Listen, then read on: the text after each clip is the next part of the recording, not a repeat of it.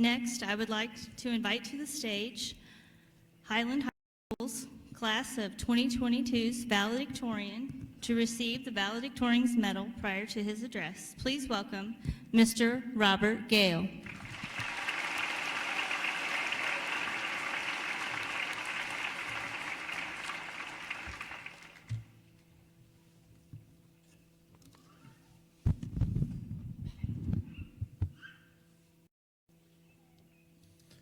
Everyone has bad days, and some time ago, I was having just that.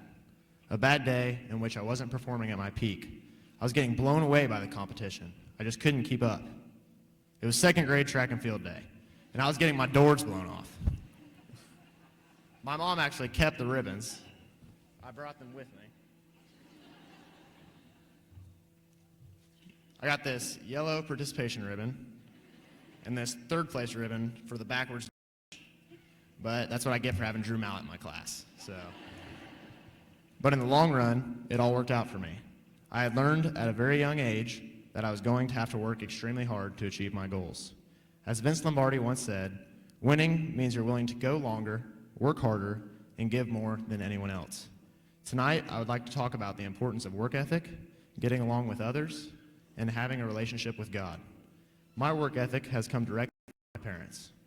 It doesn't matter if we are stacking hay, working cows, or trying to find the best pair of track spikes, my dad is going to attack everything he does with 110%.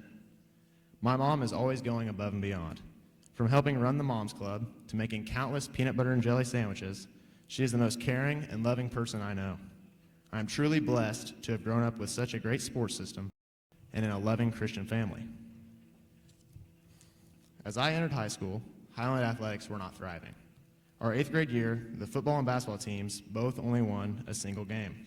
My freshman year was a reality check. We won only one football game. But as the class of 2022 started to grow and mature over the years, victories began to mount.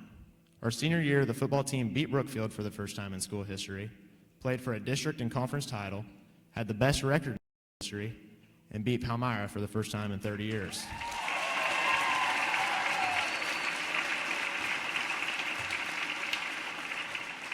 We were also able to finish second in the Missouri Class 2A state track and field meet.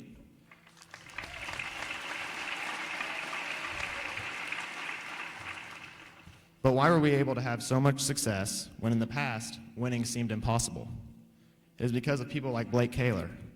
Blake not only went to prom and after prom, but he was at work the following day. I'm sure he'd probably tell me something like, "Well, how else am I going to take Ellie out on a date?" But the reality is, Blake has an incredible work ethic and an intense desire to achieve greatness. This type of work ethic is present in many of the individuals who sit before you tonight, and not only wins games, but contributes to life as well.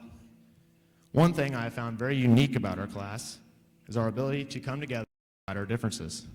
If any of you guys have been in the same classroom as me and Abby Flanagan, I am sure you would spot the countless differences in opinion. Needless to say, our votes will cancel each other's out in the next election.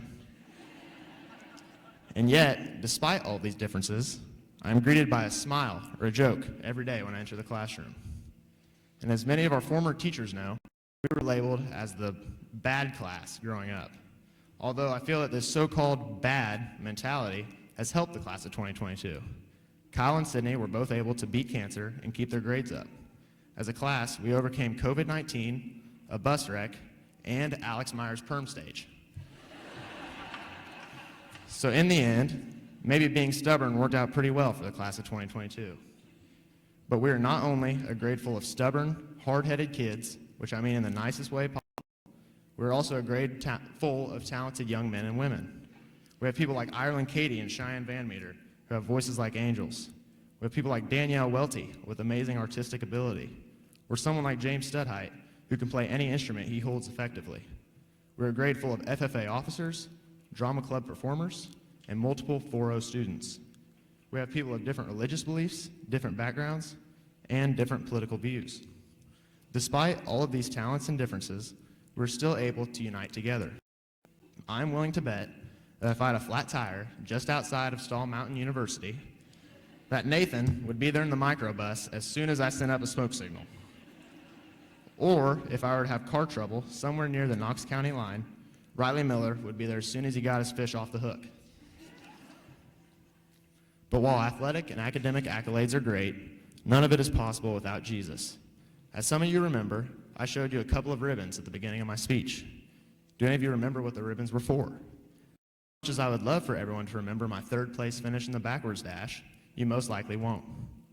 And in the end, it does not matter how many ribbons or medals you have.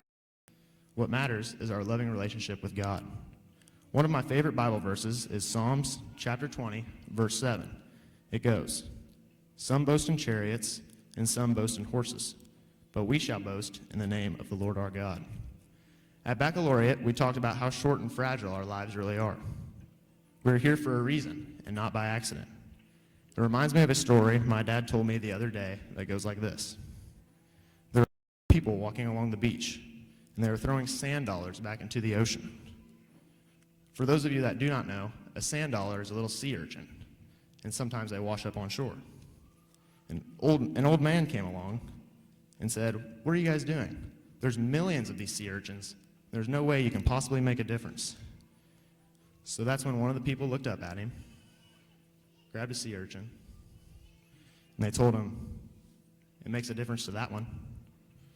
The moral of the story is that we're all capable of making a difference.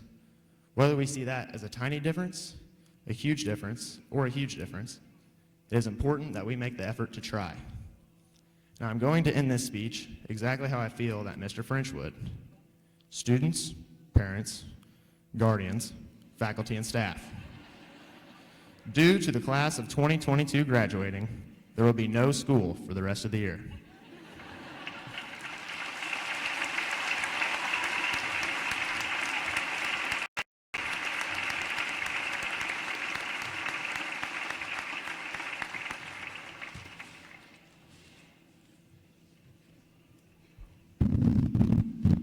Can I get one more round of applause for our two fabulous